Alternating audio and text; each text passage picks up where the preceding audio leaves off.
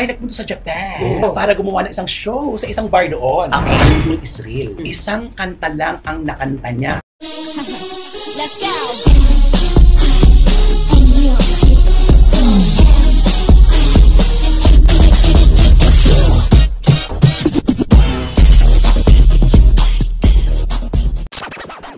Eto na. Nako, sigurado po, marami sa inyo ang magtataas ng kilay, maiinis, magagalit, at sigurado, isa lang ang sasabihin nyo, eto ka na naman. Ano ang kwentong Charis Pempenko sa Japan na ngayon ay Jake Cyrus na? Ay, naku, eto na. Kamakailan lang. Ano nangyari? Si Charis ay nagpunta sa Japan para gumawa ng isang show sa isang bar doon. Okay. Na ang halaga ng bar, ang halaga ng ticket niya ay 8,000 yen. Magkano yon? Sa pera natin, Times 4, times diba? 4. 3,200. 3,200 ang isang tao. Ay, grabe. So, limitado lang ang makakapasok doon. Mga 80 to 100 persons lang makakapasok. Limited lang. So, malaki na rin yun. Tapos, ang bayad daw sa kanya ay, syempre, parang 25 kalapad. Ay, 25 Five kalapad pieces yun, ha? times 25 4, 100,000. So, eto na. Okay. Siyempre, ang ating mga kababayan na nakilala si Charis noon, na ngayon ay Jake Cyrus na, atat mapanood si Jake Cyrus. Sabik. Sabik. Kasi siyempre, ay, magaling niya kumanta, gano'n-gano'n. Umalis kami sa Pilipinas, Oo, sikat siya. correct. Kaya naman dahil, ang ganda ng boses noon. galing niyang mag-perform, taas ang boses niya. Kaya siyempre, tarantula ang mga kababayan natin para mapanood siya. Kasi doon, pag nag-medical show, siyempre, pagkaibigan mo yung may-ari, support kayo mga Pilipino. Oy, Siyempre naman. tulungan na Tulungan. Galing ka doon eh. Yesterday, once more. Tapos. Ito na, show na. Dumating na ang araw ng palabas. Yan, pinakilala. Jake Cyrus. Nung pinakikilala, hindi pa tapos, pumapasok si Charis na kumakanta. From backstage, kumakanta na kagad siya. Yes, kanta. Yay! Dahil, nung matapos sa isang kanta, naglabas ito si Charis ng mga merchants. T-shirt. Merchandise. Oo, naglabas. Merch! Diba merch ang tawag doon? Merchandise. Oo, naglabas na noon. Dahil, pagkatapos siya kumanta, nagbenta ng t-shirt. Ay! Ano ka nakalagay? Ay, yung kakalagin ko na naalaman kung di ko na itanong kung ano nakalagay pa sa t-shirt na nagkakahalaga ng 4,500 yen. Magkano naman yon? So kalahati, almost kalahati naman, 3,232, mga 1,500. Oo, 2,1,700, mga Oo, ganyan. ganyan. Oo. Siyempre, sabi ko, ano ba, dinagsaba yung bili? Hindi masyadong bumili, konti lang bumili kasi wala pa nga siyang ginagawa. Isang kanta pa lang, Huminto na. nagbenta na. Nag-live selling na agad. Yes, Ay, picture, kaway-kaway. Photo op. Oo. So, eto na, doon humaba ang chika. Picture, benta, hanggang, eto na, lumalakad sa sila, thank you. Nagre-reklamo siyempre ang mga Pinoy. Sinabi mo pa, kasi Budol Israel, isang kanta lang ang nakanta niya. At ngayon, syempre, nahihiya daw yung producer. Okay. Nilapitan daw si Charis na, kumanta ka pa kahit isa, nakakahiya kasi ina-expect nila na kakanta ka kasi show mo ito. Kahit magdagdag na siguro, ano? Sabi, nung ayaw na daw ni Charis. Ay, Kaya, grabe. Oo. pero binayaran mo ng 100,000 per song siya. Oo, yun lang ang ginawa. Nagpaalam. Siyempre, na-disappoint ang ating mga kababayan. Nakita mo, ang mga ticket nila, ipinagtatapon nila doon. Nakita ko yung picture. Ay, Unit, itinapon. Correct. Oo. Disappointed talaga sila. At ito pa, may pahabol pa. Bago lumabas si Charis, papasok sila sa venue, lahat ng papasok, sinasabihan sila, ang pakiusap daw, bawal daw banggitin ang pangalang Charis. Ay, wag sisigaw? Wag sisigaw ng Charis. Naku. Kundi, Hindi, sabihin nila, charot! Oo, diba? yun na nga ang sinabi ng nakapanood, kung alam lang nila, dapat sinigaw na lang nila yun, nakaganti man lang daw sila. Alam mo, itong batang ito talaga, nalunod na talaga siya, no? Yung Charis Pempenko, ito ang pangalan, ang nagsulat sa mapa ng mundo, ang Correct. pangalan Charis Pempenko. Oo. Hindi naman siya makikilala eh. Oo, Kung si Jake Cyrus, ang dami na umayaw sa kanya sa Jake Cyrus. Correct. Paano ba siya nakilala ni Oprah Winfrey? Ni Charis, David oo. Foster? Ayan, dahil sa pangalang At yung Charis. paborito mong singer. Ay, si Celine Dion. Oo. Diba? Paano niya makakadueto si Celine Dion? Kaya nga Hindi eh. dahil sa pangalang Charis Pempenko. Nakakalungkot siya. Ay, Ayaw niyang utang na balikan. loob. No? Pangalan lang yun. Hindi niya pa ma-recognize. May mga kababayan na hindi siya kilala nagbago ng anyo. Siyempre, mababalik niya. Charis, ayaw niya daw yun. Biruin mo yun. So ano nangyari? One song lang? One song lang. Yung 8,000 yen, one song. Ay, The end. Umalis. 100,000 pa lang sa person. Grabe naman yun. So, ala na, tuloy-tuloy na siyang lumabas. Tuloy-tuloy nang lumabas, din ang nagpakita. Ang the end. Ayan. Kaya ang mga kababayan natin, gigil na gigil at galit na galit. Parang, ano to? Sa Japan pa naman, kapag ka nag-show ka sa isang bar, kakalat na yan. Ay, sa oo, lahat tama, ng oo. lugar. Hindi na makakaulit si Charis dyan. Ay, hindi. Ang tinatanong pa nga nung kaibigan ko nagsabi sa akin, sikat po ba dyan si Charis? Nako, Sabi ko, I'm sure ang sagot mo, walis. No, true!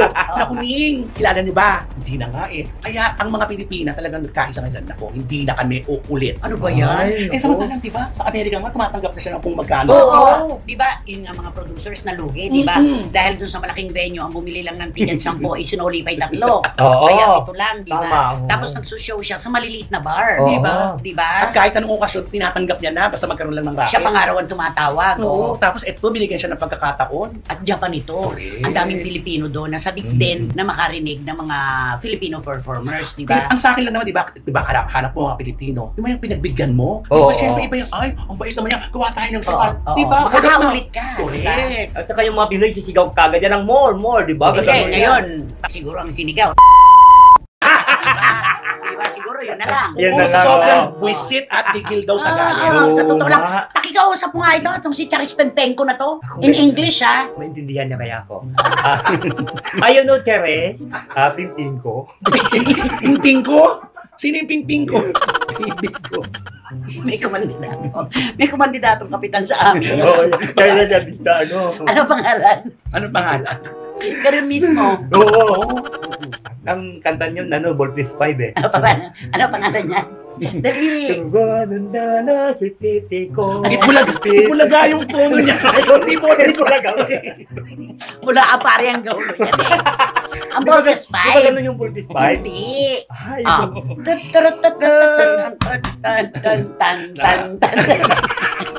Pampiesta pa. Pipi ko, si Pipi mo. Di ba ganun yun, yung ano niya? Pepe ko. Yun! Pepe mo. Si Pepe ko. Pepe. Sa amin yun eh. Sa Aliaga. Ay, oo, sa inyo yun. Sa Aliaga, hindi sa bayan namin. Nalaman ko siya. Hindi ko alam eh. Kasi hindi si nanay nakatira sa Maynila. Kasi sabi niya, iboto nyo si Pepe ko. O sabi niya, ganun yun. Ewan ko kung kinwestiyon niya tayo yun. Gunisyon ng Pinatigil. ano, So, pinatigil. you please talk to Charis Ah. Pempenko. Sinong kausap mo? Charis Pimpin. Charis Pimpin Ayusin ko. mo sa pagsalita ng Ayusin pangalan. mo. Alam mo na, Wala. dyan ka naipit. At dahil dyan, nakita mo, lahat tuloy tayo na mo. Sasabihin na naman, pinagtawa na natin yung pangalan. Oo, ayusin mo Ah, yan. Charis Pempenko. Charis Pimpin ko. Ayan. Lusot ka na dyan. Ayun no, Charis. All you have to do is to back to your ano. Is to back to your ano. Back to your Back to your Charis.